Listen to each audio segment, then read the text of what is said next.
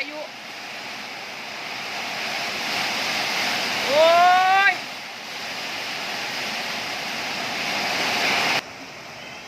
พายุลมแรงมากเลย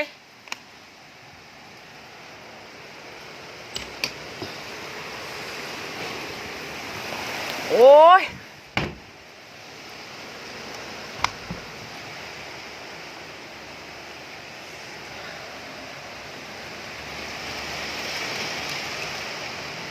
ตายแล้วโอ้ยตายแล้วโอ้ยลมแรงมากเลย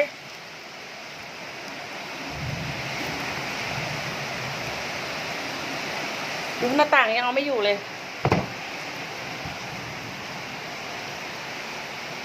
โอ้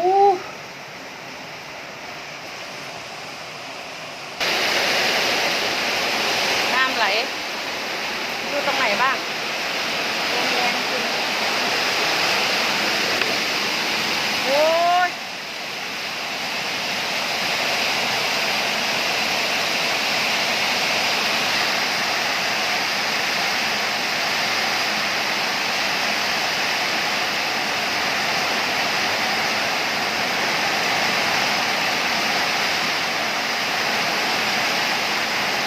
ไม่มีต้นไม้แย่เลยมองไม่เห็น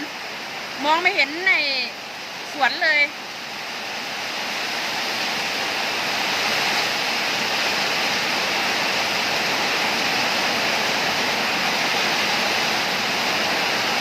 ข้างหน้าบ้านน่ะล้มอย่างแรงเลยเปิดประตูดูไม่ได้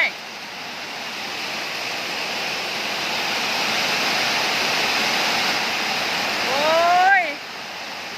มาแต่ฝนก็พอแล้วล้มอย่ามาเลย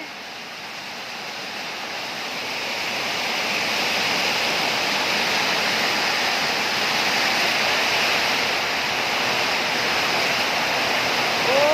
ยหน้าบ้านแรงกว่านี่อันนี้ทางหลังบ้านตายแล้ว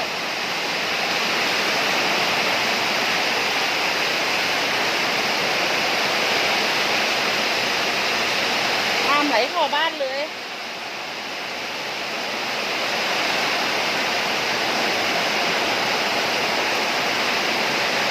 โอ้ย